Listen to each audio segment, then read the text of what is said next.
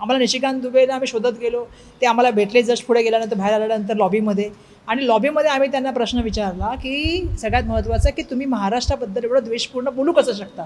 दुसरं, तुम्ही पटक पटक्के मारेगे म्हणताय, आम्ही समोर तुमच्या उभे आहेत, कोणाला पटक पटक्के तुम्ही मारणार आहात दाखवा तरी आम्हाला.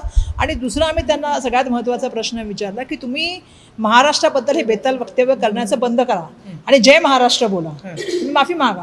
हो, मी महाराष्ट्राचा आदर करतो, मी जातो जय महाराष्ट्र बोलून तिथून निघून गेले, मी पाय काढता घेतला. जय महाराष्ट्र म्हटलं का? हो म्हटलं, जय महाराष्ट्र, निघून गेले. पटक पटक्के मारेंगे आदरणीय राजसाहेबाच्या बाबतीत असतील किंवा मराठी भाषेच्या बाबतीत कोणी जर चुकीचं बोलत असेल तर हे आम्ही कदापि खपवून घेणार नाही. आपण पाहिलं की महाराष्ट्र अनेक कर्तृत्ववान महान विभूत्या या महाराष्ट्रात घडल्या आणि हे सगळं झाल्यानंतर कोण हा निशिकांत दुबे, याचं स्वतःचं अस्तित्व काय, स्वतःची लायकी काय, की जो महाराष्ट्राच्या बाबतीत वक्तव्य करत आहे. आणि खरं तर हिंमत असेल तर त्यांनी महाराष्ट्रात येऊन महाराष्ट्राच्या जनतेसमोर अशा पद्धतीचे प्रश्न त्यांनी विचारून दाखवावे. मग महाराष्ट्र काय हे आम्ही त्यांना दाखवून देऊ.